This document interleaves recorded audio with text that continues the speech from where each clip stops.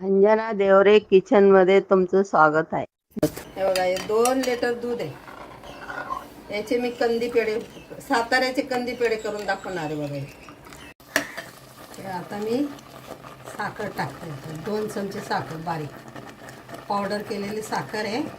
जास्त गोड पण नाही करायचं, पेढे खाल्ले गेले ते पाहिजे. आणि थोडं गरम होऊ द्यायचं. झालं एवढी. जायफळ टाकलं का, हे बघा जायफळ टाकलं आणि थोडं हलवायचं.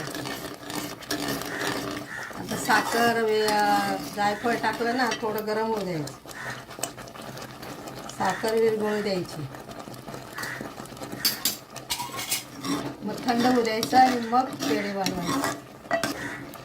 थंड होऊ द्यायचं. आता साखर पगळली, जायफळ साखर टाकली, थोडं शिजू द्यायचं आणि थंड झाल्यावर मग पेढे बनवायचे. झालं, आता गॅस बंद केला, थंड होऊ द्यायचं आणि मग पेढे बनवायचे.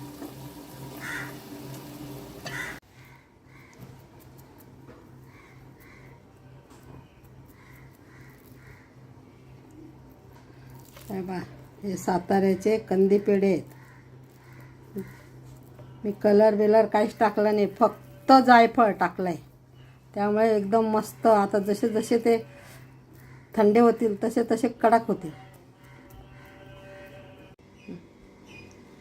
हे बघा, मी साताऱ्याचे कंदी पेढे बनवले. कसे बनवले तुम्हाला दाखवलं. 2 लिटर दूध घेतलं होतं मी. 2 तास लागले मला. नंतर घट्ट झालं दूध. नंतर मी साखर आणि जायफळ टाकलं आणि परत गोळा तयार होऊ दिला आणि असे कंदी पेढे बनवले मी. खायला इतके सुंदर लागतात, छान वाटतात. तुम्ही करून बघा, कमेंट करा आणि लाईक करा.